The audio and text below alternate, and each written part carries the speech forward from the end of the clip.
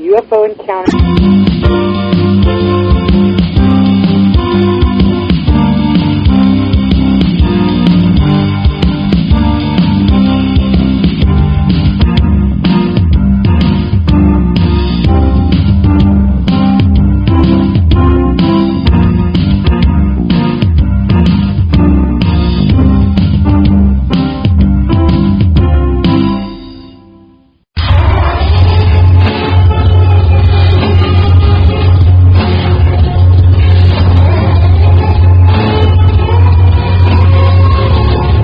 Welcome to Eye to the Sky, the UFO Synopsis.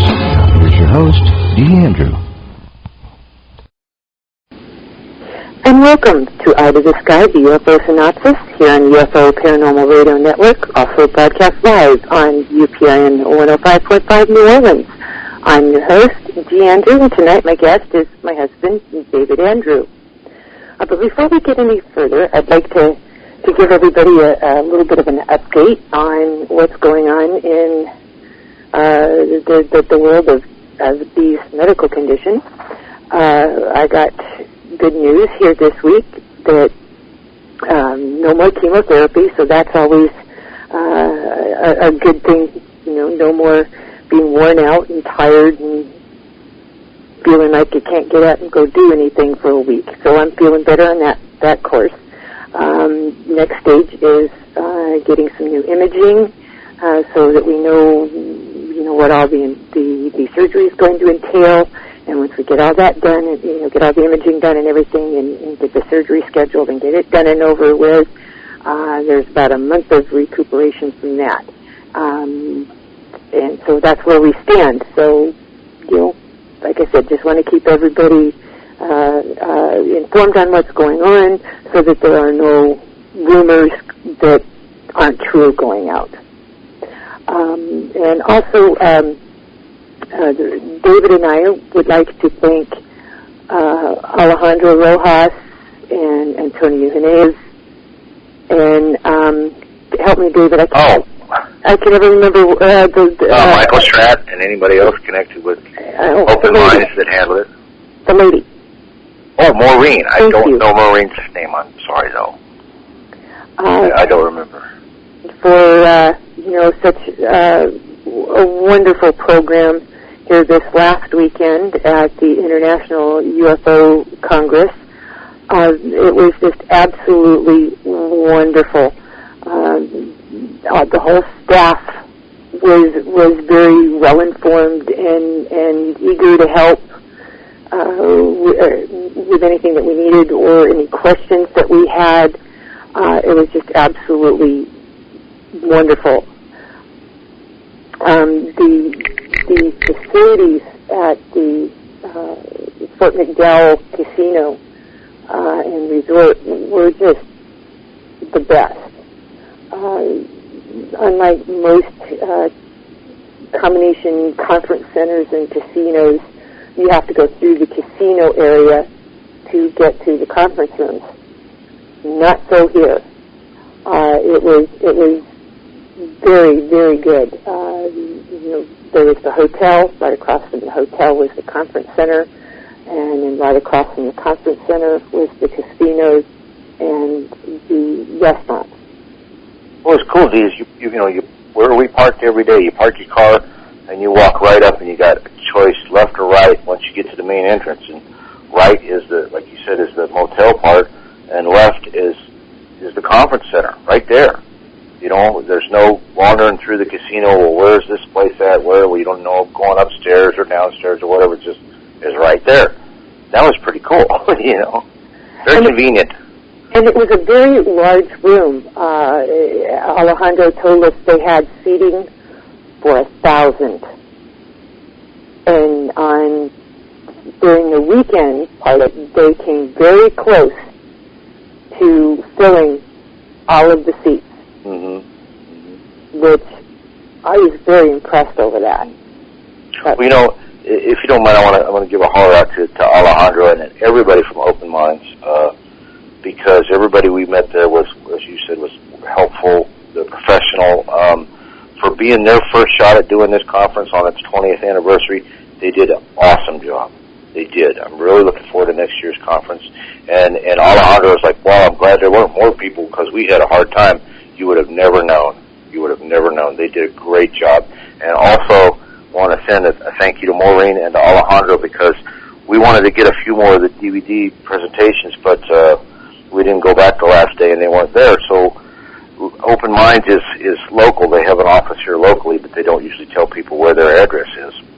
And I called Maureen and asked her, can we come down and pick up the things because we want to listen to them before we do a show about the conference. And she said sure, and she was kind enough to give us the secret location for Open Minds, the Fortress of Solitude. and we did get a little mini tour of their location, and they have got a very nice facility where they do all the editing and everything for Open Minds magazine. Yep. Also, I want to do a very, very, very special thank you to a very special lady. Michelle, thank you very much for going with me on Wednesday and Thursday, the days that David couldn't go. I really felt a lot better having someone there with me to kind of help keep an eye on me. Especially on that one day when I got a little bit short of breath, and I appreciate it. Thank you for me too, Michelle. I'm glad she had somebody to be there with her while I was working. Thank you. And again, it was nice seeing everybody, Treese and Joseph and Grant Cameron and everybody. It was just awesome. We're not going to be able to cover every speaker, okay? There's not enough time to. They had 20 speakers. And, there's just some, yes, he's pointing at me. There's something I want to throw in here. The first night that I got to go to the conference was Thursday night, and it was right after the last presentation, and we were trying to arrange with Grant Cameron a little get-together for some of the speakers. And there were actually ended up being two groups of speakers that kind of broke off into these two groups into the restaurant. And we were with Grant Cameron and who's the guy, Neil Gould, and Stephen Bassett and some friends of theirs. I know Carol Rosen came down later and sat at the other end of the table. Treese and Joseph were with us. And I just wanted to who? Michelle. Michelle, yes. Michelle's there with us. But I know you were having a very intense discussion with Grant and Stephen Bassett. And, I love Stephen to death, but I'm telling you, Steve, listen up, dude. Disclosure is not right around the corner. No matter how much you might want it to be, it's not going to happen because the government doesn't have any information to disclose. Please prove me wrong. and David would probably agree with me is that that's one time when we would be very happy to be proven wrong. Cartoonist, see what he says? In fact, to tell you what, David, why don't you go ahead and no, you want to wait on that one? Okay. There's, like I said, there were several speakers that we felt that the information that they were putting out is something that needs to be gone into in a little bit more detail than just saying, oh, well, we heard this person talk, it was good, that kind of thing. But then there were others that we thought, needed a little more detail. One of them was Carol Rosen. She was the personal assistant for Werner von Braun for, I believe it was the last 5 years of his life. And he inspired in her to be the main voice, I guess you could call it, for the non-proliferation of weapons in space. And I'm not going to go into a whole bunch of detail on this right now because I'm working on getting her on as a guest of a program where we can go into more detail. However, she does have this document that she calls the Outer Space Security and Development Treaty. From what I'm understanding from her, if she can get this treaty signed by 7 different governments, then turn it over to the United Nations, this treaty would become international law. Well, she had got started on it while living in Ecuador, and then there was a bit of a border dispute with, I forget which country it was, but you know how sometimes heated disputes between different South American countries can just flare up at a moment's notice. Well, that's kind of what happened. And so that had kind of gone on the back burner for her. But, however, she is back on it again. This treaty, it is available to be read on Open Mind's website. It's, in my opinion, if she can get this thing written or getting it signed by 7 different governments, would be a step in the right direction. I agree we should not weaponize space. Not at all. This woman is absolutely amazing. She has been involved in so much. Surprisingly enough, she was involved in the military-industrial complex for many, many years with the development of the A-10 and different missile systems. David, you know a little bit more about her background than I do with her work with von Braun. Well, you know, Dee, something that I think, if you don't mind me skipping over to this, sure. Something that I think her presentation and Leslie Kane's presentation really drove home is the fact that there's this stigma out there concerning scientists. People gave her a hard time about working with von Braun because she was working with the Nazi. And the thing is his country's politics might have been of the Nazi party, but he wasn't necessarily. And there's a lot of people that get stigmatized like that with the, involving this topic. And scientists just are not allowed to look at the topic like a lot of them secretly say they wish they could. And I think Leslie Kane also pointed that out in the way some of the cases she highlighted, how their countries, people reacted to this with the public interaction, that sort of thing. I know you got to see A.J. Grevard the first day, right? Yes. Was that any good? I didn't see that. Actually, his lecture was quite interesting. It was highlighted mostly the fact that Brazil has opened up a Brazilian Air Force operated UFO investigative branch with a scientific look behind it, and then also an update of UFO activity in Brazil, and even touched on a few of the more spectacular cases in Brazilian history. It was really good. I enjoyed it because you know me, especially the historical end of it. I'm a UFO history buff. Oh gosh, where'd I put it? There it is. Excuse her, guys. I've overloaded her with pages of notes. So I've got more papers here for just one program than any other program I've done. Gosh, on the first day though, there was only 3 speakers. It was a short day on the first day, and I kind of got there a little bit late on the first day to get the first speaker. But I did see Devard, and then got distracted and missed John Alexander's lecture. I was having too much fun saying hello to friends and colleagues. It was very interesting. Well, Deke, can I mention something here real quick? Sure. And this is kind of a development that occurred today.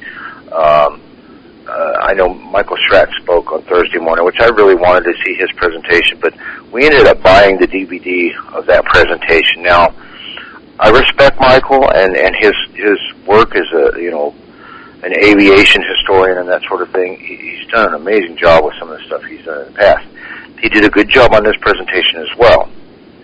But a friend of ours sent me a link to a couple of different things this little while ago, and evidently there's a little tit-for-tat misunderstanding and, he said, she said kind of nonsense going on the Internet. And I read some of it, and I'm like, okay, well, so I don't want to really comment too much on his presentation, other than it was okay. I disagree with him a little bit on his conclusions about Dan Burrish.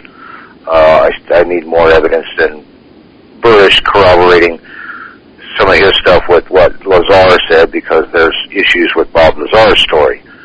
But the thing is, this website that a friend of ours sent us said that there's a thing on there from, I think it was February the 24th, that said breaking news or something like that, that someone named Papa T said that the black helicopters had showed up to whisk Dr. Burrish and his wife away from the conference, and that's why they weren't there when the people expected them to be. Well, guess what? Bull crap. Okay? There was a helicopter that overflew the thing, and it was an Apache helicopter. It was painted army green, not black. So you need to get your eyes checked there, Papa T. It's that kind of information that it just makes us all look silly. Well, and you did get a picture of the helicopter. Yeah, I do have two pictures of this helicopter. And Lily's asking me, do you think there's any chance that Schratt is a government disinformationist? I don't think so. No. I don't. Dr. Alexander, on the other hand, I don't know. I think Alejandro nailed it the other night when he was on Angela's show. His description of it, he likes to think he's all that, but he's not. He's buying into his own crap. Well, but the thing is, this somebody was making this claim about black helicopters. Well, there was a Native American there that we were talking to, along with Michael Schratt, because I was making a joke to him about the black helicopter, which it wasn't black, okay? Them getting the Apache to fly over, and the guy speaks up behind him and says, "Oh no, they have a little range over here they go train on." And sure enough, there's a training range just on the edge of the Indian land, the reservation. So, that's all it was. It was no black helicopter conspiracy nonsense. It was an Apache doing a training run. Anyways. It did two passes past the casino. Yeah. Going and coming, so to speak. Mm-hmm. Let's see, on Thursday with Michael Schratt. But you did you get to see the Lloyd Pye? I know we bought the DVD, but did you see it? Did you go to it? No, I didn't. We were busy having lunch. Actually, at lunch that day, I was surprised to find that we were sitting next to the table where the owners of the Star Child skull were sitting having lunch. And it was very nice sitting and talking with them. Their names Ray and Ray Young. I don't. Was it Melanie? Yeah, I'm looking for Melanie. Yes, Melanie Young. Ray and Melanie Young. They have recently come forward publicly as the owners of the Star Child skull. They had kind of been incognito for these 12 years to protect their children.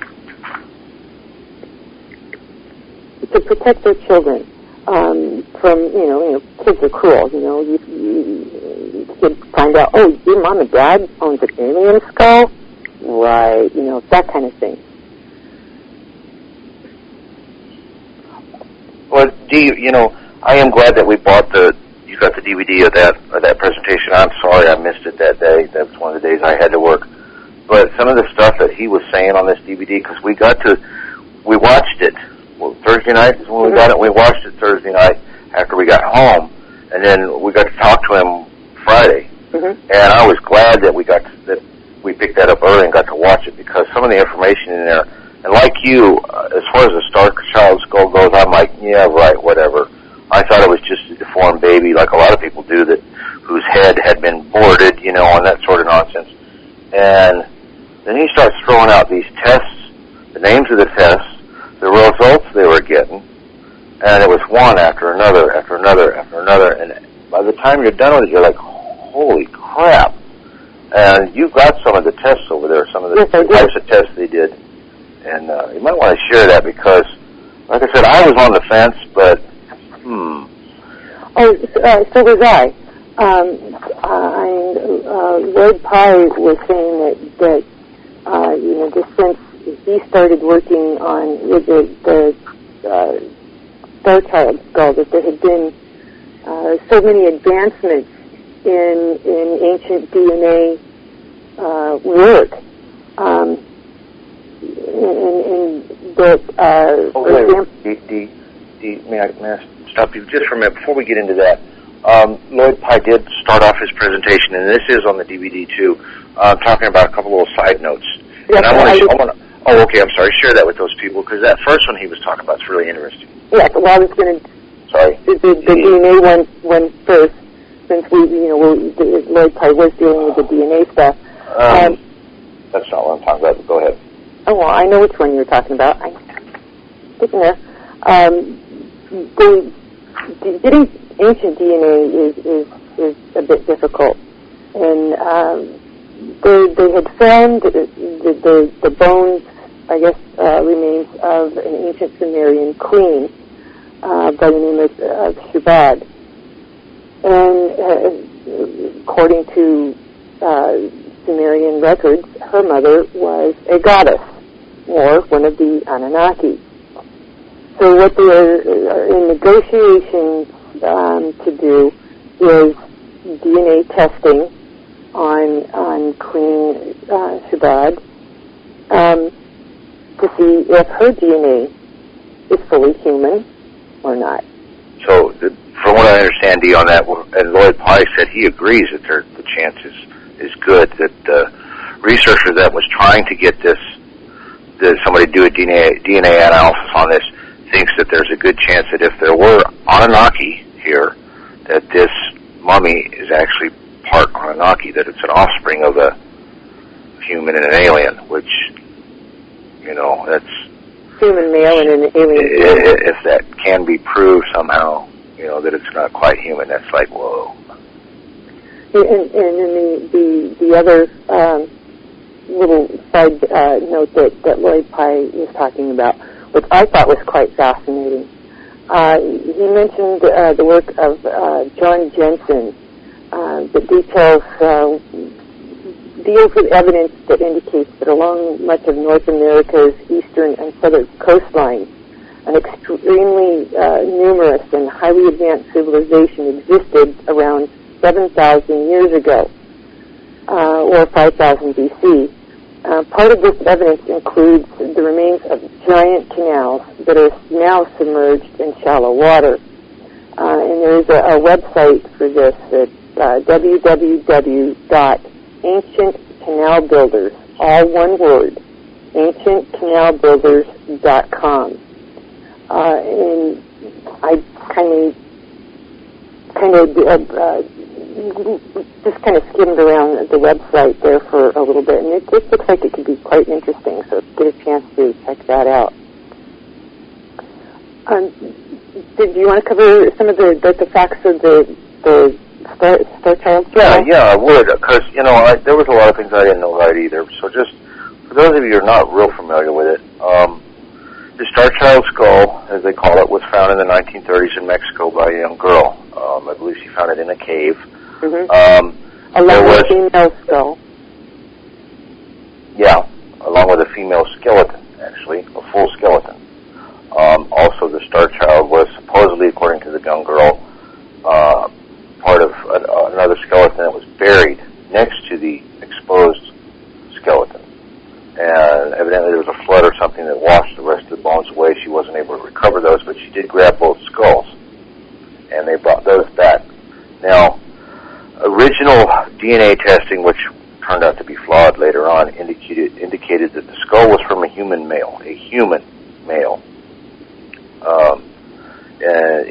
That skull has been independently radiocarbon dated to 900 years old, plus or minus 40 years, so they've nailed down a date on it pretty accurately. They had some more recent DNA testing done in 2003, and I believe that was by those two guys who worked on the Kennewick Man. Yeah, the Kennewick Man. So these guys knew what they were doing, and they said their testing showed that the DNA from the female skull and the Star Child skull were not genetically related. So for a long time, people thought that the other skeleton might have been the mother of the Star Child, and it wasn't. They discovered that they were not genetically related. And the newer information on the Star Child skull. This first one is what I think is just absolutely amazing.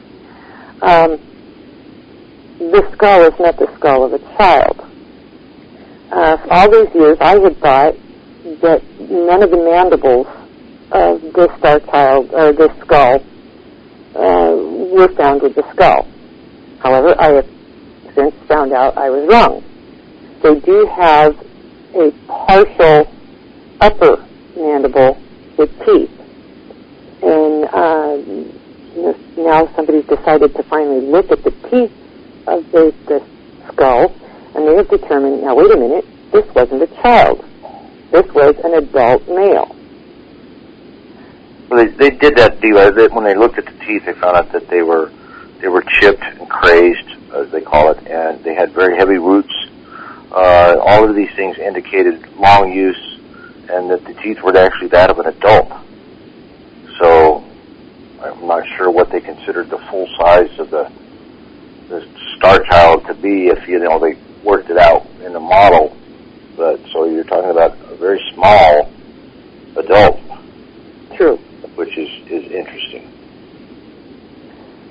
And then oh gosh, and all of the new DNA testing that has come about in poor Lloyd. He literally only had 3 days to put together his lecture. That's when all the results of all these DNA tests. He received all these results. So he didn't have a lot of time to put this together. Wasn't he telling us that February 18th in 1999, I think, it was 12 years ago to the day. Yeah. That Melanie and I don't know. And Ray introduced him to the Star Child skull, and he was talking to their geneticist at that time. 12 years later to the day, and which was just a few days before he was supposed to be at the conference. So it's an awful lot to take in and then share on a short notice. David, why don't you take this next bit on the blast DNA deal? You did. Yeah, I found that fascinating. What he was talking about. They did what they call a modified shotgun DNA recovery technique on the Star Child skull, which I don't know if I can keep calling it Star Child. Should I call it Starman, or just, I don't want to confuse anybody. But the segments of the Star Child skull nuclear DNA, there was approximately 3 billion base pairs in the skull's genome. Many thousands have been recovered. These DNA fragments have been analyzed by the National Institute of Health BLAST program, BLAST. Now, the BLAST stands for, let me see here, I know I have a definition for this one. Down here. Basic Logical Alignment Search Tool is what's called BLAST. Actually, what it is a very large repository of DNA analysis results. They've got base pairs several trillion base pairs on files, anything, as Lloyd put it, from bacteria and fungus to mushrooms to plants to cows and horses and animals and birds and, you name it, they've got it. And they use this modified shotgun technique to compare the Star Child's DNA using this BLAST program. Now, something that he made sure to mention several times was that the results weren't done once or twice, they were done repeatedly. And they got the same results from the test every time, which means that the test was done correctly. So when the skeptics go, it wasn't done correctly, well, yeah, it was. Now,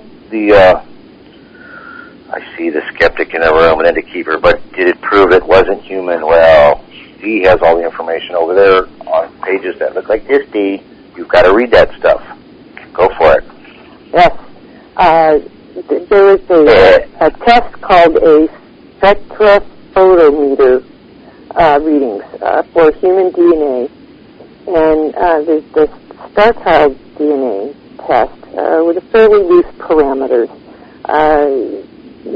It looks kind of like a graph line, and on the left side of it shows a human graph, and on the right side shows and again, like you, I hesitate calling it a child since we know it's not a child anymore, but they get stuck with the title.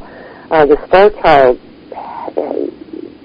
it's not quite the same pattern as the human, but it's not quite, the peaks and valleys aren't quite as prominent on the Star Child as it is on a human. Then there's the electropherogram analysis of human DNA and Star Child DNA. This is one with a much tighter parameters than the spectral. On the human graph, you've got 1, 2, 3, 4, 5, 6, 7 tall peaks, and then just a big, solid, wide peak. For the Star Child, there's only 2. Let's see, the 167, the 167 Star Child nucleotides. That's right, that is the one you already covered, yes. I don't have any of those. You don't have any of those? No. Okay.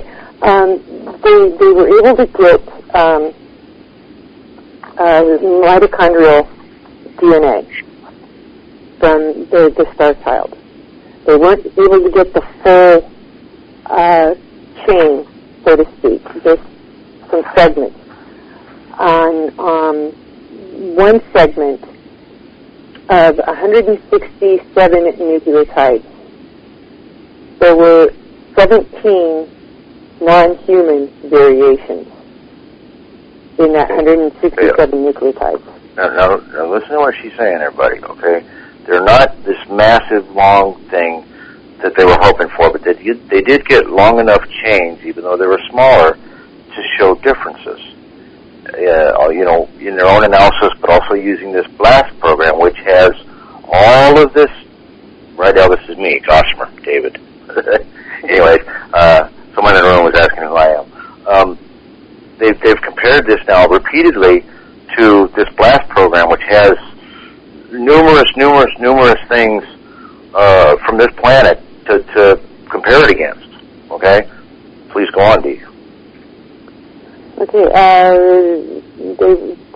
let's see. The DNA sequences are so highly conserved that they mutate very little and are virtually the same for all mitochondrial DNA haplogroups and nuclear DNA genes. In other words, they know the mutation rate. And how many years it takes for a single mutation to come in. So they pretty much are able to date how old or how far back in time that mitochondrial DNA goes as well. And in another segment of the mitochondrial that they have that does not change in any of its many haplotypes, the star child's mitochondrial DNA shows 17 variations. Again, this is clearly not human. Let's see, another one on human mitochondrial DNA and haplotypes that normally have only 2 variations. In the star child mitochondrial, there are 8 variations. Can I see that paper? Will you hold it up so I can see what you're looking at? Certainly.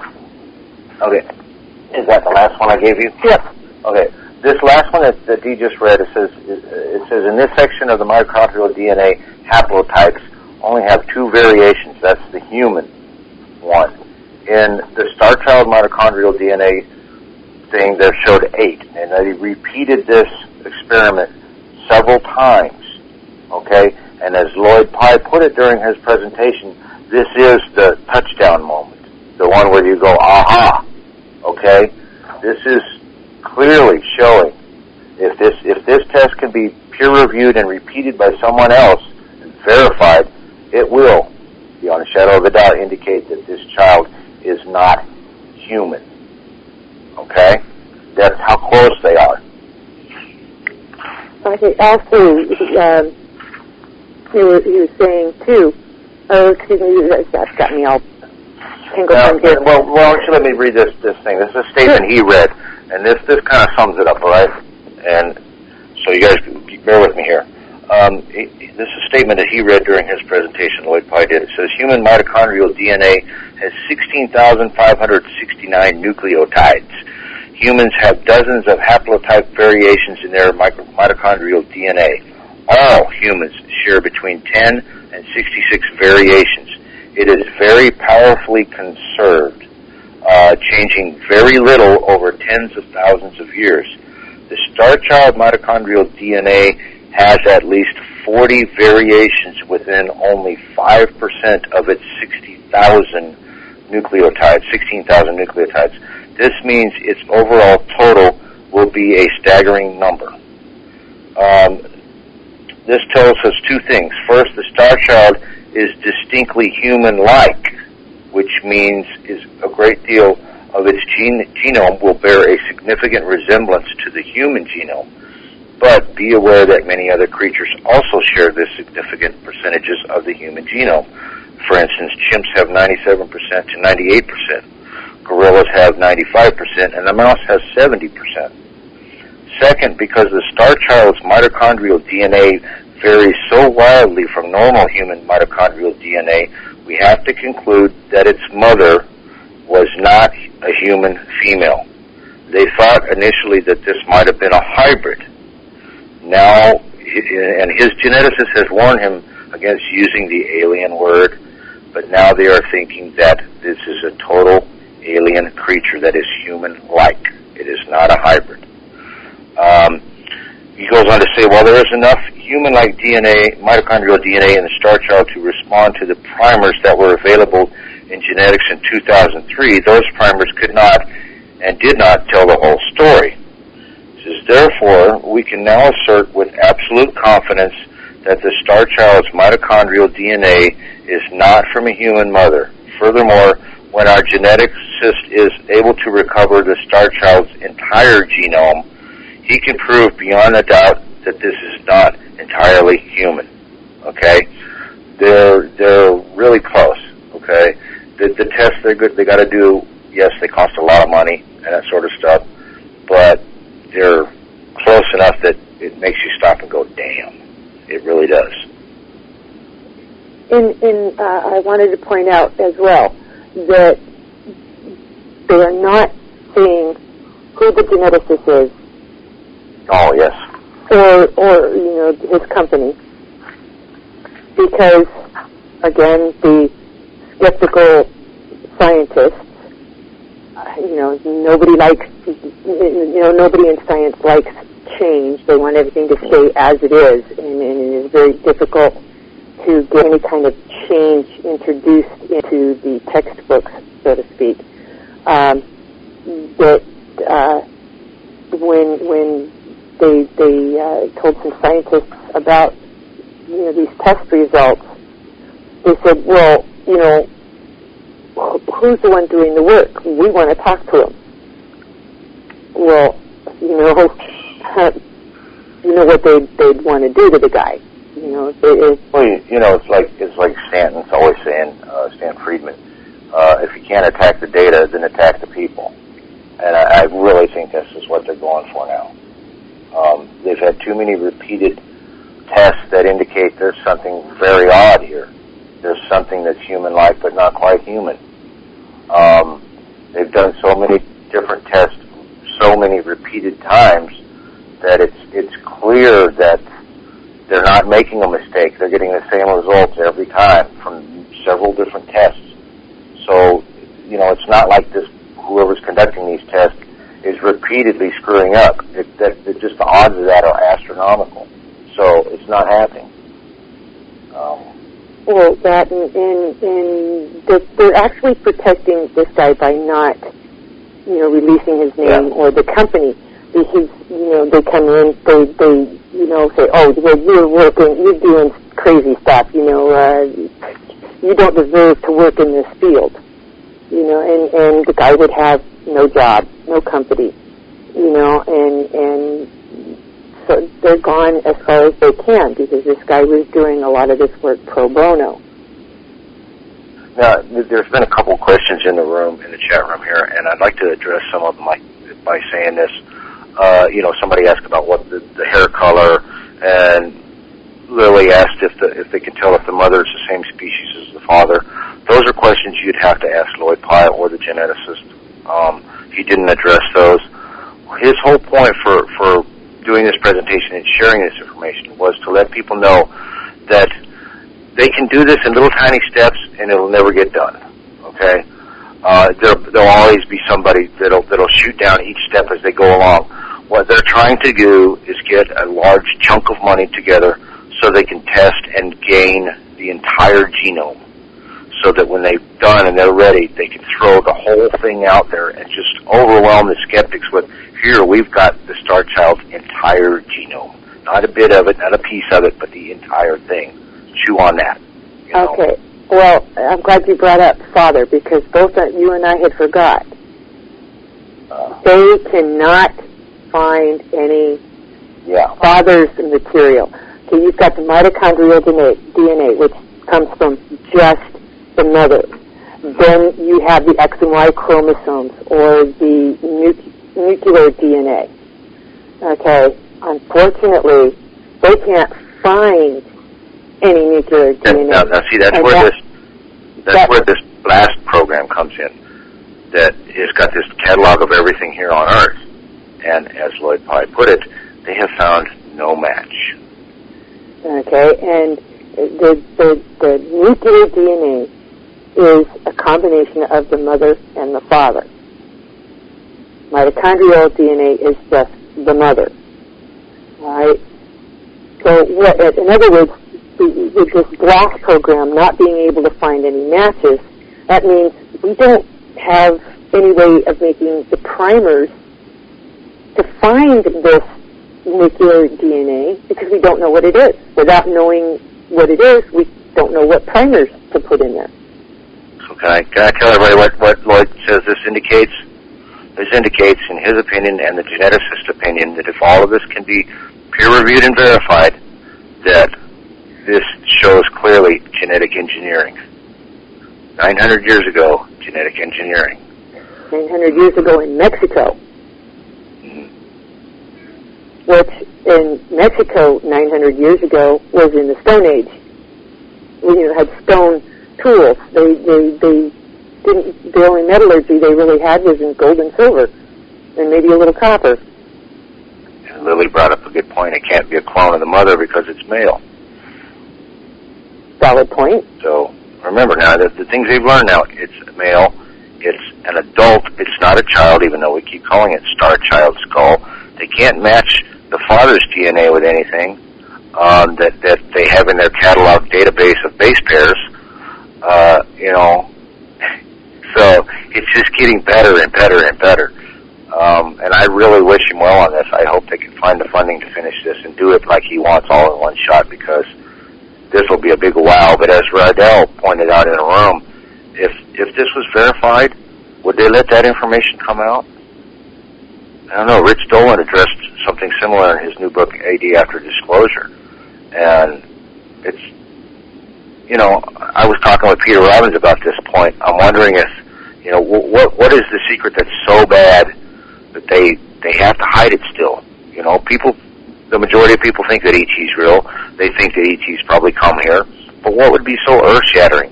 Well, how about genetic engineering of the human species that or not actually rolled up dirt from the ground that God blew life into, but ET had a hand in it? That would set the world on its ear. I'm not saying that's the reason, but boy, there are some strong indicators going on here. As Lloyd Pye put it, and as Rich Dolan would put it, it would be a disclosure triggering event. Oh yeah, it would. It would. It would. It absolutely would. Can I throw this in there real quick, Dee? Because this is kind of on a side note of with Lloyd Pye is we were over in the motel lobby talking for a minute because it was quiet over there. Oh, yeah. And Lloyd Pye started walking by and said, "Hey, there's Lloyd. Let's get a picture with him." And we were standing there talking to him, and then these two girls come walking by. One of them was dressed up in an astronaut outfit. I'm like, what the heck's going on with this? So I got a picture of Dee and Lloyd and these two girls. Come to find out that these two girls were there with a group of people doing a promo for an upcoming sci-fi movie called Apollo 18. So Hollywood touches the conference, I guess. It was kind of interesting. Yeah, and for those who haven't heard about the Apollo 18 movie, it deals with a mission to the moon that people never heard about because E.T. shows up on the moon. And I have to admit, the costume she had was the spacesuit was pretty darn accurate, close to accurate. I was impressed. The helmet looked a little hokey, but the rest of it looked pretty accurate. Okay.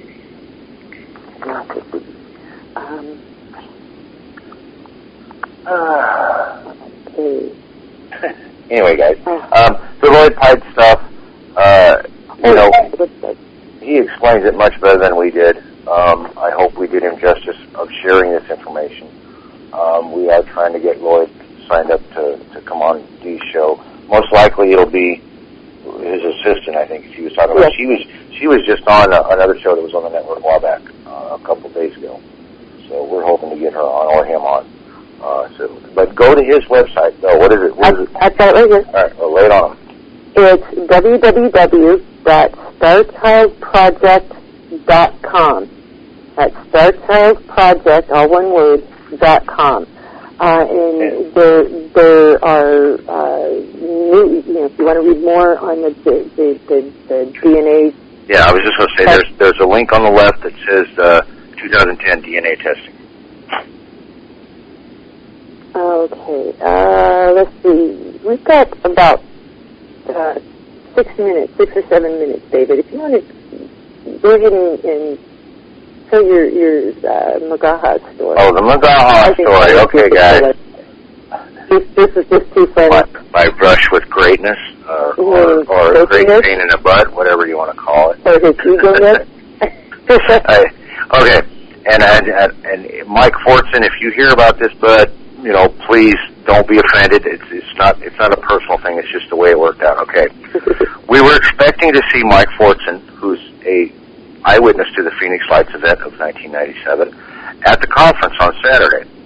Now, I've seen a picture of Mike that's on the UFO Chronicles website, but I'm assuming the picture is a few years ago, because his picture on his Facebook page does not quite look like the other picture. So, there's quite a difference there. I'm not real sure what he looks like because we've never met him before.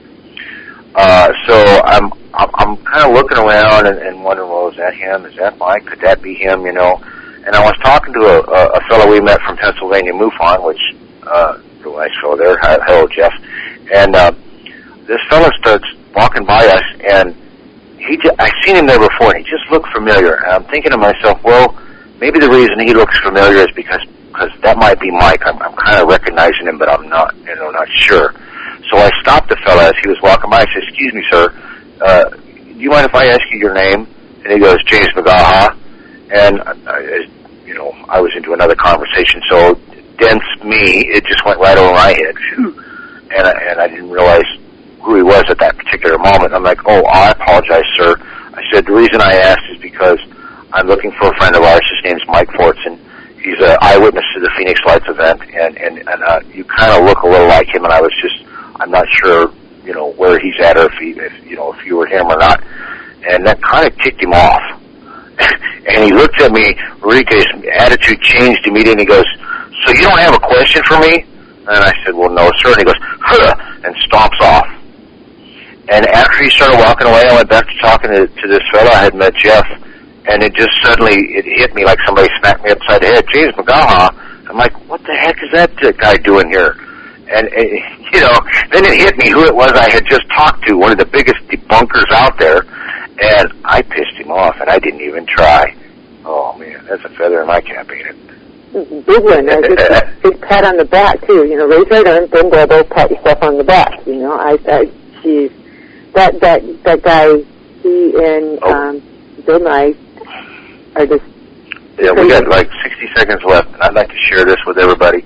As we were sitting there, okay, Joe says 3 minutes, so that's good. As we were sitting there watching Leslie Kane's presentation, this fella comes walking beside us down the aisle, and lo and behold, it's James McGaha with a big old camera, and he's got a press badge on, and he takes Leslie's picture, and he leaves. And he comes back when Charles Hall was up there and takes his picture. Now, mind you, there are no pictures or filming other than Open Minds doing so in the conference auditorium while there's a presentation going on. None whatsoever. But evidently, he thought he was able to. And I also noticed that he didn't take any pictures of anybody else's presentation other than Leslie Kane's, one of the strongest presentations there, the strongest lectures given. And, I know that McGaha's got his little pet theories about lighthouses in Rendlesham, even though that's been debunked repeatedly. But I just, the arrogance of the person, breaking the rules because he's James McGaha. And we mentioned that to Alejandro, and he kind of laughed about it. Says, "I'll have to check into that. Maybe no press passes for him next year." Yeah. Yeah. And then we had left the auditorium a little bit too soon after Linda Howe's presentation. They were doing a question and answer with Peniston, Jim Peniston. And towards the end of it, he's going, "Okay, any more questions?" He goes, "Where's McGaha? I know he's here. Doesn't he have a question for me?" "I don't see him anywhere." "Okay, well, I guess he lost out." So, McGaha apparently wasn't as on the ball as he thought he would. Yeah. So I didn't realize he was there. When I saw him with a press pass, I'm like, what the heck is he doing here with a press pass? And Alejandro told us evidently he writes for MSNBC every once in a while, which I was surprised. Because I know they've got some pretty sharp people over there. I didn't think maybe he's their token dummy. I don't know. Well, maybe he's working for MSNBC since Larry King isn't doing Larry King Live anymore. Because, he was on Larry King Live on CNN a lot. Okay, and on that note, it's time for us to go to a break. So we'll be back here in 8 to 9 minutes on Eye to the Sky, the UFO Synopsis, here on the UFO Radio Paranormal Network.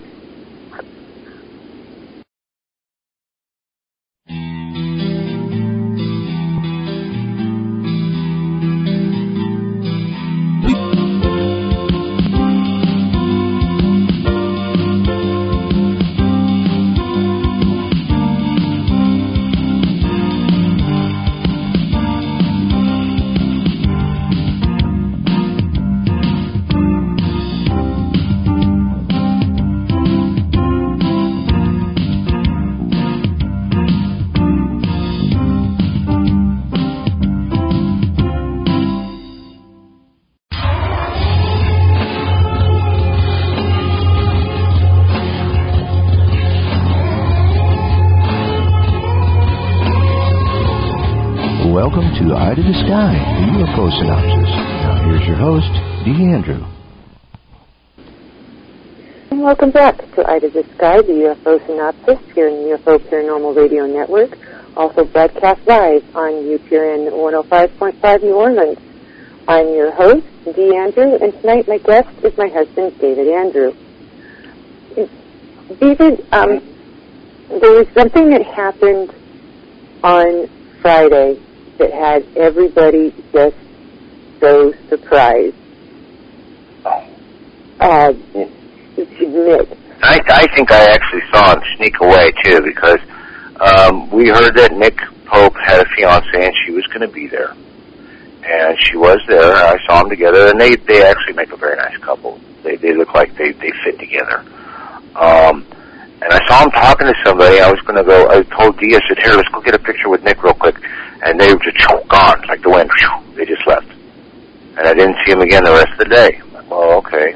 I guess maybe they're busy, and he's, going to be back tomorrow when his talk is on. He was speaking Saturday, right? I believe so, yes. Saturday or Sunday.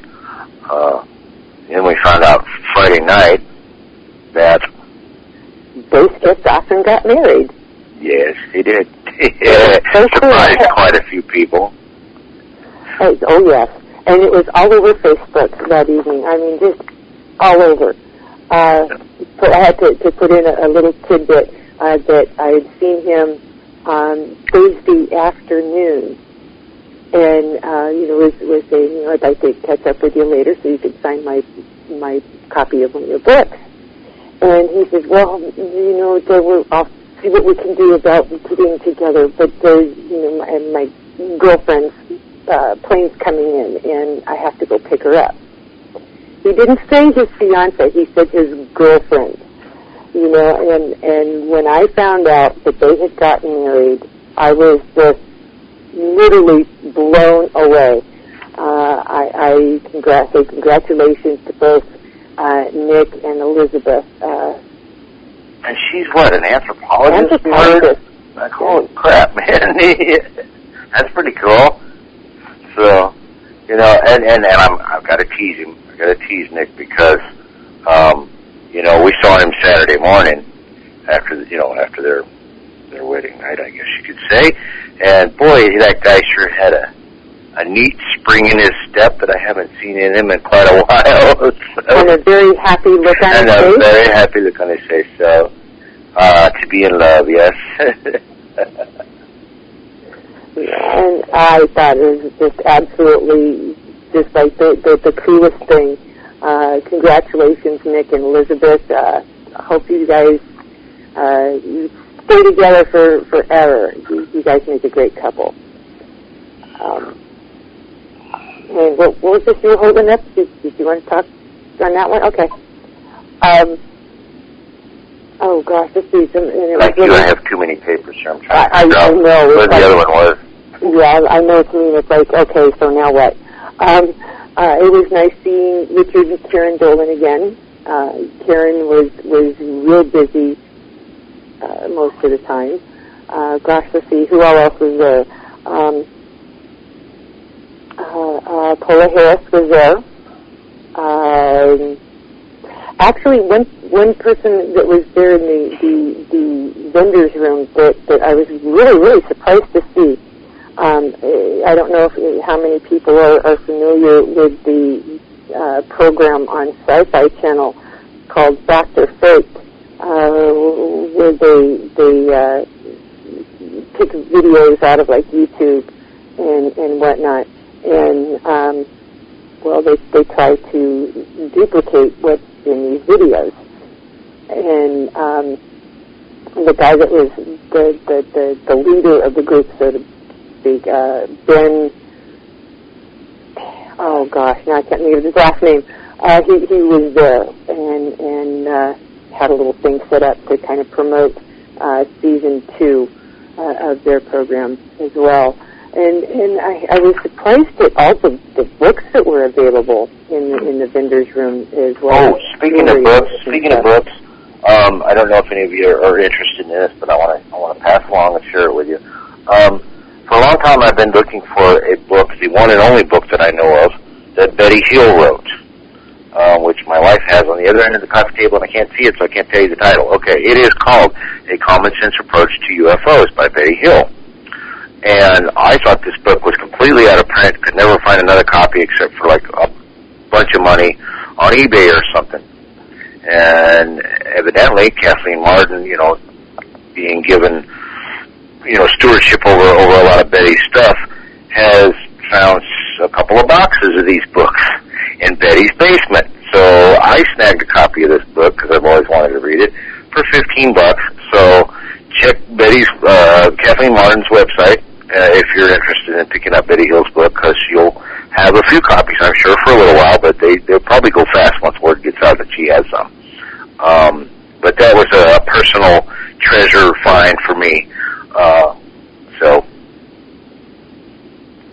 I agree, and then I told her, that she might want to put some up on eBay as well, and she hadn't even thought of that.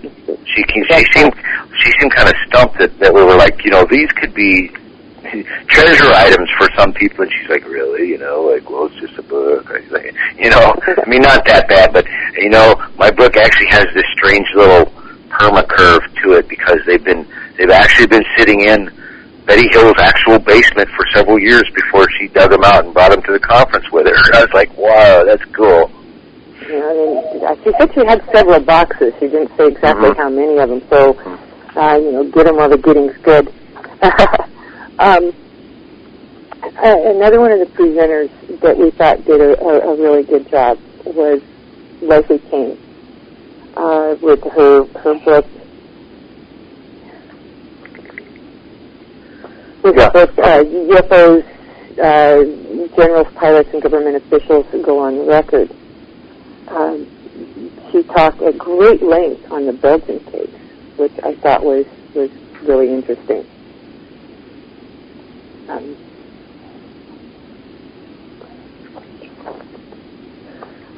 She had lots of information on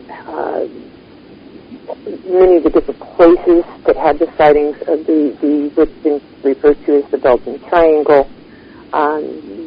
The many police officer reports of these objects that were seen flying all over Belgium.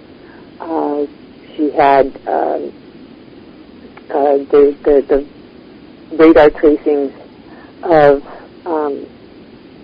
the object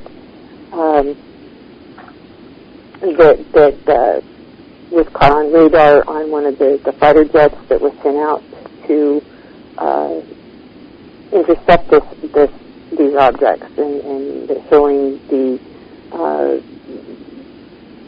extreme altitude changes. Yeah, she had some videos that I believe they had been on TV before, and you probably found them on YouTube. But it was some video of the press conference that they had in Belgium after that. The incident, was it De Brouwer? I don't know if I'm saying his name right.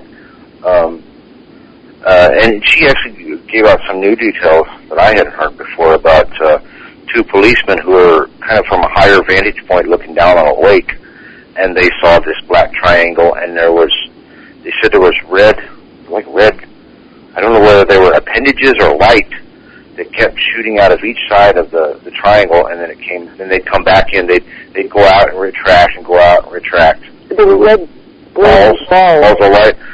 So, yeah, that was an interesting aspect of that case I'd never heard before that she pointed out. And she kind of compared that case to the O'Hare case of how different people, incredible people saw it, and how the Belgians, the people in Belgium handled it, as opposed to how people here handle it, as far as government officials and stuff. And she brought out a real good point, which most of us know by now, by all the different countries that are releasing stuff, is that, they handled it by having a full-blown press conference, releasing their radar data, and making an official statement. But here you get, it was ice crystals, it was flares, it was whatever. But and again, this stigma, I think that was a big part of her point with that one, and she really presented some stuff on the Belgium case that I had never seen before. and it was really good. Now, we were talking earlier, Dee, about some of the DVDs we picked up, and I can't speak for all of the lectures that were given, because we didn't get to see all of them. But of the ones I've seen, I can say this, that Richard Dolan's presentation was one of the most top-notch presentations I've ever seen him give. It was a very good talk. And Leslie Kane's was right there with it. And if you want to pick up one of the DVDs from this conference, I would say one of those two, in a nutshell, one of those two, because both of those presentations were very good. I agree. And the price of the DVDs from the Open Minds version of the International UFO Congress are only $15 a piece. Uh-huh. And normally, in the past they were $20 a piece. So, it did make it a little more affordable to purchase the DVDs of the different speakers. And they're very good quality. The video quality is way up there. Can I mention this also, Dee? And I got an answer back from Ted Rowe on Facebook on this. Leslie Kane also pointed out some information that had come to light that had been sent to NARCAP, which is the National Aviation Reporting Center on Aerial Phenomena. I think I got that right. Yep. They're a private group that do analysis of, as they call them, UAPs, unidentified aerial phenomena. But they also take anonymous reports from pilots and that sort of thing, so that the pilots have a place to report stuff from. They were contacted by the Chilean government, by their organization, which is called CEFAA, which is the Committee for Studies of Anomalous Aerial Phenomena. They were contacted by this group from Chile with information on a case that had recently occurred there. And Leslie King got a hold of this data and showed some pictures and showed some of the analysis of the stuff that NARCAP had done. And it was like, whoa. It was an interesting case. They determined that this object was generating its own light source. And from the photos she was showing, that thing looked like it was way the heck up there. I couldn't even begin to guess at the altitude. I don't even know if they knew. But I think what's the biggest thing here, now this is some breaking news for NARCAP, and Ted Rowe confirmed it, this Chilean case was just the beginning of the kind of the tip of the iceberg, as you will. The Chilean government has actually officially asked NARCAP to work with them in analyzing some of their stronger UFO sighting and encounter cases. Now, I don't know how the government officials in our country are going to react to that, but I think it's pretty darn cool that another country has actually asked a well-respected civilian United States organization to help with their analysis of their UFO sightings. That's cool. Oh, and Ted Rowe says there's going to be some stuff on the NARCAP website soon about this Chilean sighting. And again, when it's up, we'll try to get something on Dee's site up about it, let everybody know, because it is very interesting. The data that Leslie Kane was able to present to us was pretty intriguing. I agree. It was little information that wasn't in the book on Chile or concerning the Belgian triangle cases. Another thing that unfortunately we didn't get to see because we didn't know about it was, we thought David Slater was going to be speaking, and we weren't quite interested in seeing him speak. And they said, okay, well, we'll do this. And it was a debate. They didn't announce it either. No, they didn't, or we'd have been there. It was an impromptu debate between John Alexander and Stan Friedman.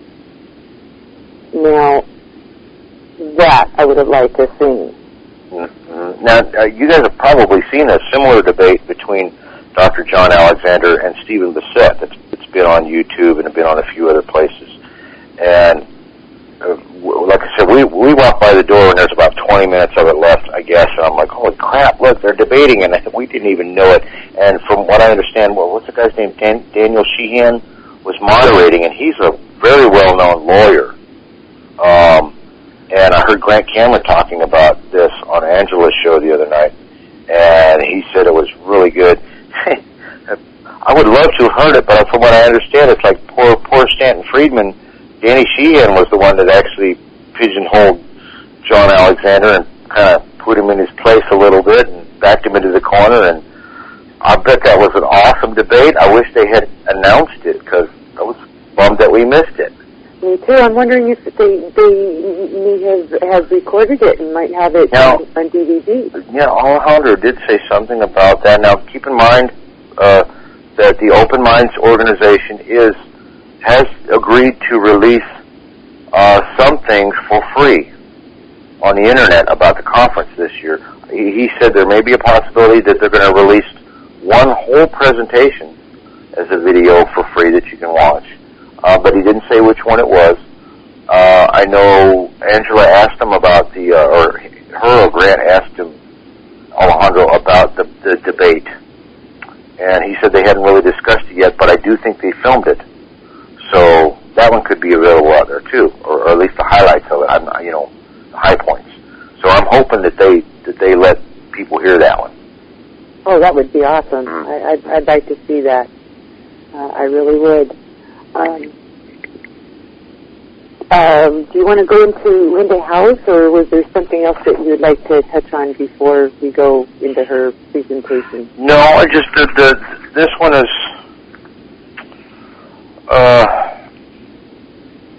most of you guys are familiar with the Rendlesham Forest case. It's been nicknamed Britain's Roswell. It's got a lot of credible people coming forward, military and otherwise, saying this and this and this happened, and there's the debunkers love this case and they hate this case because it's hard for them to debunk, because there's so much going on with it. I think personally, in my opinion of it, it's one of the strongest cases out there, but as we learned through some of Linda Howe's presentation, there have been some mistakes made in this case as far as investigating it that I think we're going to share with everybody the stuff that we found, not to really demean anybody, but to point out the fact that, this is a good case. It was a good case. And there's been some major mistakes made because people were in such a rush to get to an answer that they didn't stop and think, well, is my methodology going to skew my answer? And I think we found a couple of instances that make you stop and go, wait a minute. And so we'd like to share that with you right now. During Linda Howe's presentation, she shows several video clips of James Peniston and John Burroughs under hypnosis. Now, can I point out this to everybody? Sure. Most people who know us, especially me, know that I have a very negative take on hypnosis being used to refresh memory recall, as people will say. But other people still accept it as a research tool. I still question it quite a bit. But there's two regressions here, one done on Peniston and one done on John Burroughs, both of which I've never seen before until Linda Howe played them during her presentation. And we transcribed two different parts of these presentations, one from each one, where both of us agree that there were a major error in research made here. On one part, excuse me, this regression session was done by Dr. Sharon Grossman on August 26, 1994. This is James Peniston. I'll tell you what, why don't you do this? You read the doctor's parts, and I'll read Peniston's parts so we can make this smooth. And Joe and Linda, I do hope you're both listening, because I know our friend Linda Montaldo is a licensed hypnotherapist. Both of them are very familiar with hypnotism and hypnotherapy being used by researchers. So I'd like both of you to pay attention and see what you think, okay?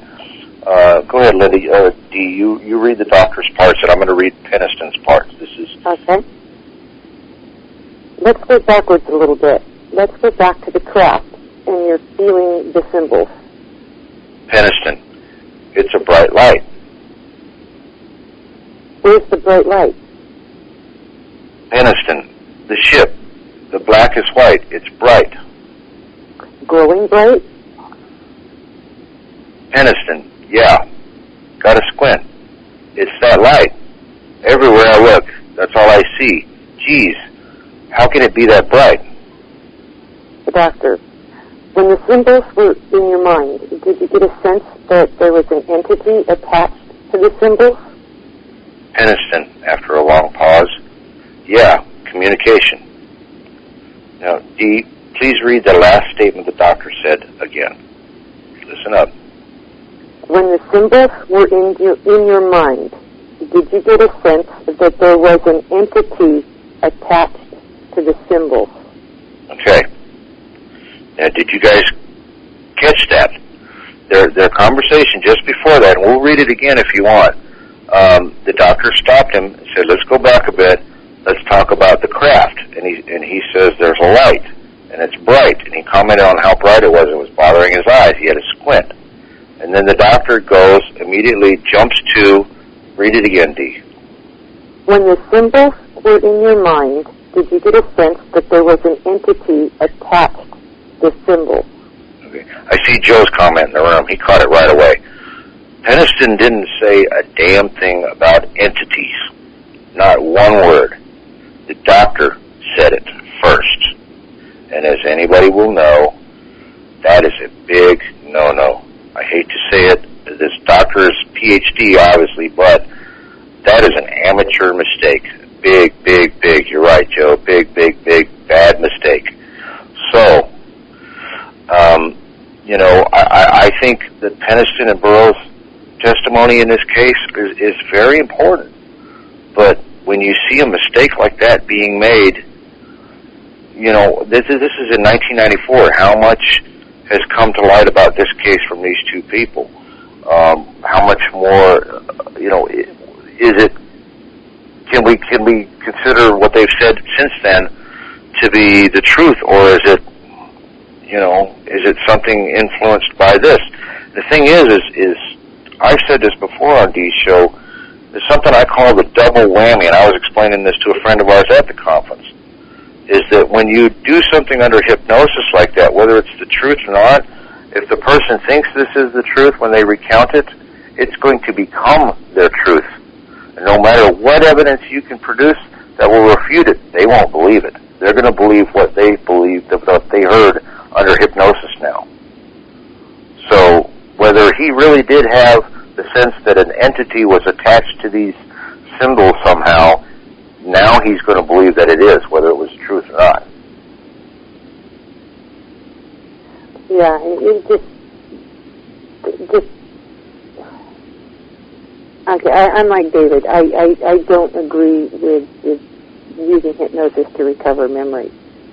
It's too easy to mess things up.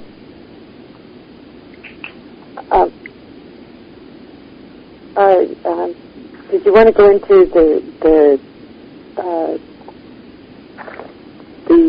John Burroughs? Yeah, we can. Just what again? The point here, the example here is what we're trying to get across is that there's some strong research that's been done in this case, and then you get this. Okay, this was an amateur mistake made by someone who was supposed to be a professional. And since that point, from that point forward, it makes you question legitimacy of anything this person says now. The rest of their testimony, in my opinion, is suspect because of this mistake being made by this hypnotist. Now, before we read the regression test transcript that we did with the John Burroughs regression, there are a couple of interesting points for anybody who's followed the Rendlesham case. Now, this regression session was conducted on John Burroughs on November the 11th of 1988. So this was several years before Peniston did his regression. But under regression, under hypnosis, Burroughs said a few things that I found very interesting because they contradict other parts of the case that other people have said. This is kind of hard for me to share with people because on the one hand I'm saying, hey, the hypnotist has made a mistake here, and it makes this person's testimony suspect. But before that mistake was made, which we're going to read to you in a minute, the person's testimony under hypnosis was in opposition to what some other people have said. And so you're like, well, wait a minute, can you use that as evidence or what? Am I shooting myself in the foot here or what? You know what I'm talking about, Dee, but it gets difficult to explain sometimes. Well, but some of the information that was brought out before this mistake was some information that neither one of us had heard before.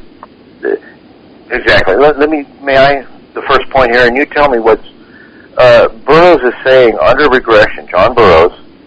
Now, this was supposedly the second night that he went out there. The first night he was out there with Peniston and I can't pronounce the guy's name. Banzag. Okay. The second night he wasn't on duty, from what I understand, but right. He just felt compelled to go out there anyways because he knew people were in the woods looking around. And under regression, Burroughs says that a short buck sergeant who's Mexican, Hispanic, shows up and says, "Let's go."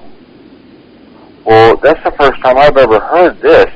And in Burroughs' testimony, he's talking about this guy, this Hispanic sergeant, Colonel Charles Halt, and himself. These three people here. And that they are now going to move closer to the craft. But I've never heard that before. And my first question is, who the heck is this sergeant? Well, also underneath the hypnosis in this section, he's saying that he showed up and asked, everybody was surprised that he showed up. But Halt wasn't. But Halt was not. Halt was not surprised. In fact, Halt, when he said, Burroughs, when he asked Halt if he could go out with him, because he said, I just felt compelled to be out there.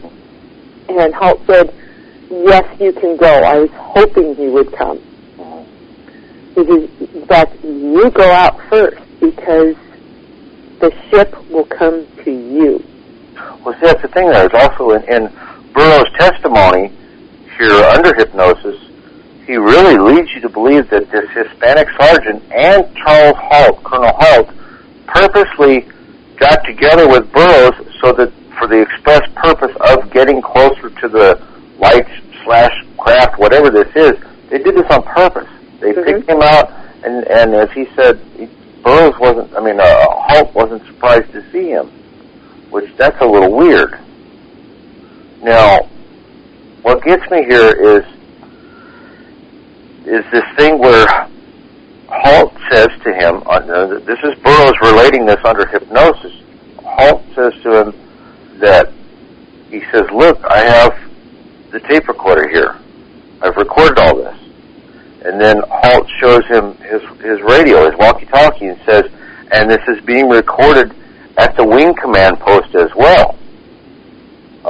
He tells Burroughs, that he's going to hang on to this stuff because it's going to be worth something someday. And right before that, he tells Burroughs that he's talking about the 3 blue lights, and that they were here before, and a group of us saw them before, and they communicated with us. Now, I don't know whether Burroughs is talking about Halt is saying this to him, or this Hispanic sergeant is saying this to him, but either way, this statement means that somebody else had an encounter out there where communication was given in some form before it happened to Burroughs. So this is after the first encounter Burroughs had, but before this second encounter. Dee's got this weird look on her face. She's going, oh my God, I think the light bulb just went off. What I'm getting at is somebody's not telling us the whole story, and they're keeping quiet on purpose, and I think it's Charles Halt. I know it's Halt. Okay. And here's my reasoning. In Charles Halt's lecture on Saturday, he said that a female security officer, by the name, let me dig through my notes here real quick. Okay, get to the right section. Let's see. Bonnie Camplin was out on the night between Peniston and Burroughs and Sandbag, and the night that Halt went out. That in her encounter, somewhere in the process, she lost her M16. she lost a gun. Mm-hmm. And when she got back to, wherever the security police would meet, after their shift was over or whatever, she had a nervous breakdown and wound up leaving the base later. And what happened to her, Halt doesn't know. Also, when according to to Burroughs and Linda Howe, when Peniston went out there to go meet up with Halt, that was about 4 o'clock in the morning. Okay, if this was the night that Halt went out. Well, Halt went out before midnight that night. And all of these recordings that he's talking about is the recordings. Yeah, now most people have heard the famous or the infamous Charles Halt recording where he says "weird." This is weird quite a few times. He's talking about the light, and it looks like an eyeball blinking at him and stuff. But he doesn't say anything about the 3 blue lights, which John Burroughs talks about. But sometime between Halt making his tape about weird, and John Burroughs coming out there at 4 a.m. supposedly, either Halt or this Hispanic sergeant is telling him these things were flying overhead, and they contacted us. So again, Halt is not telling you everything. He's keeping his mouth shut about maybe 2 or 3 hours worth of activity out there that nobody knows happened. But they told John Burroughs if his hypnosis is indicating any truth, that's what it's showing. That Halt's lying, or Halt's just not telling you the whole story. And something way more intense happened that night. And if you listen to Halt's description of what happened to him that evening, Burroughs wasn't there. Mm-hmm. Mm-hmm. Yeah. So could that second event where Burroughs was, could that be the one where Larry Warren was? I don't know. Just don't go there, hon. All right, sorry. There's a big contention through several parties of this story. But what I wanted to point out here, we want to get to, before we run out of time, we've got like 10 minutes left, is to read you the second hypnosis mistake that we found. Now, this is with, do you mind if I read this one? Okay. This is something that Linda Howe played during her presentation at the conference. This is John Burroughs under regression. This was a regression session done on him on November 11th, 1988. And just as a preamble to set this up, Burroughs is talking about someone is telling him about the 3 blue lights that had communicated with him earlier, and the hypnotist stops him. You know, he's going on and on, the lights, and they're saying this and that, and the hypnotist stops him and says, the hypnotist says, all right now, John, hold it right there. Where you see those blue lights, I want you to look at one of those lights and ask the question that comes to your mind, and that light will talk back to you. Tell me what it says. I'm going to read that again to you. John Burroughs is talking, and then the hypnotist stops him and says, all right now, John, hold it right there. Where you see those blue lights, I want you to look at one of those lights and ask the question that comes to your mind, and that light will talk back to you. Tell me what it says. John Burroughs, after a long pause, says, come to me. So, do you guys understand what the hypnotist said that was very wrong? D? In my opinion, it goes along with what a lot of people say, body memory.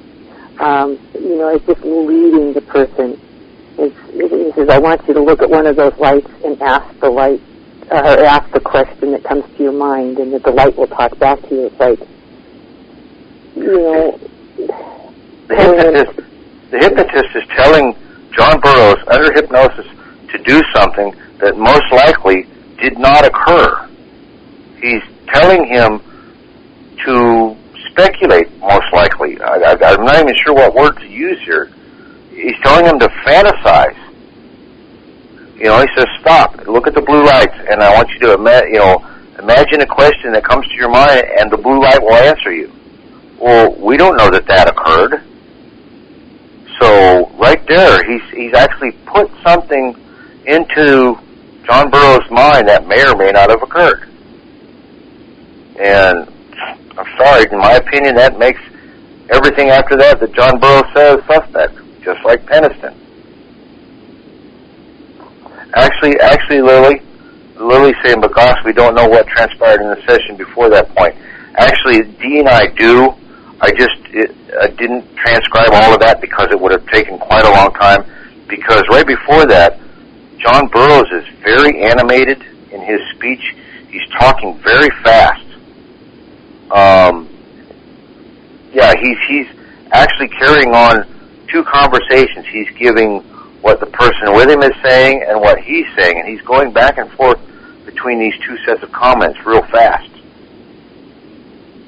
And he's at one point where he's describing where the object is in relation to him, and it was like coming back towards him. He literally like pulls up a leg, like, you know, oh no, it's coming back. You know. Yeah, no. Sorry guys, bear with me here. There's somebody asking a question in the room, and I want to make sure I understand if it is a question. New York Lily, you put the whole transcript has been released, question mark. Are you asking if the whole transcript has been released?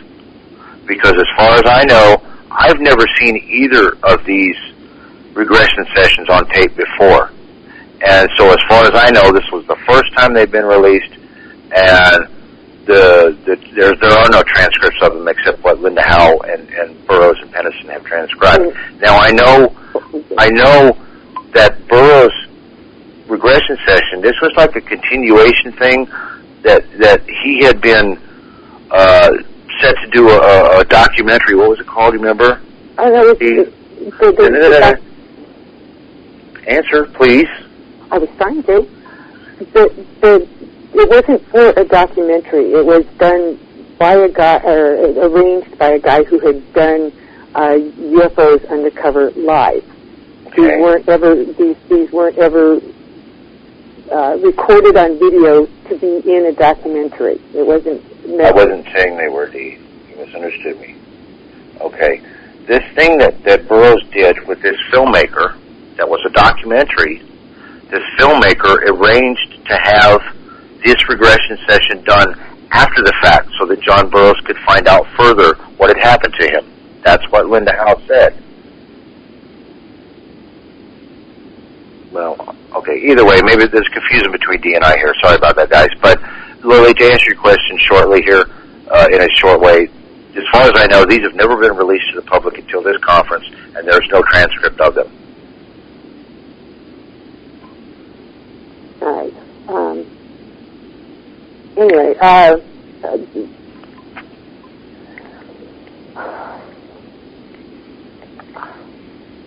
anyways, I think you can see from our point here that there's been some really sloppy research done. I'm sorry to say it. There's some sloppy research done here on the Renfrew case. Okay. I agree. And it's not so much on Linda Howe, because I think she is doing a fairly decent job with this case. But however, like David, I don't agree with the use of hypnosis for memory recall. It's been proven too many times to be, or to have faults with it, to be unreliable. Very much so. Charles Halt did give a fairly decent accounting of his experience out in the woods. But again, as David and I were discussing, that he doesn't mention anything about being out in the woods with Burroughs. I like David, I don't think he's being 100% truthful with what all he experienced. I think he's too much of a Air Force man and is still honoring a secrecy oath. I don't know whether or not he had been made to take a secrecy oath, but I think he possibly has. Is there any final comments you'd like to say? No, I'd like to point out, we may have said some things here that are, a little, I don't know what the word is, not detrimental, but just, we're not in a good light on some people on some things. But there were other presentations at the conference that were just top notch. And overall, I just want to leave people with the knowing that the Open Minds people did an awesome job on this conference. Now, I found some high points, some low points, but it's that way with every conference. But, if you get the chance to come to this conference next year, please do so. I don't think you'll be disappointed. If what they did this year is any indication of the next one coming up, they will do a fantastic job, and it will be something to look forward to. And I agree. They did a very, very good job of organization. They did a good job of seating arrangements, and the speakers list was top notch. And again, thank you, Alejandro, Antonio, and Michael Schratt, and Maureen. Maureen, thank you. And thank you for allowing us press coverage of this conference. Yes, thank you very much. It was deeply appreciated. And on that note, we are all out of time. Thank you, David, for sticking it out with me tonight in doing this. I don't think I could have done it by myself. And I'd like to thank all of those who joined us tonight. I'd like to thank everyone for tuning in, and thank all those who joined us in the Palpak Auditorium. Stay tuned for Voice of the People, hosted by November Hansen. Our guest tonight is esoteric lecturer David Zimmerman. And please join us again next week for another episode of Eye to the Sky, the UFO Synopsis, where my guest will be Mike Fortson. Until then, keep an eye to the sky. Good night, everyone.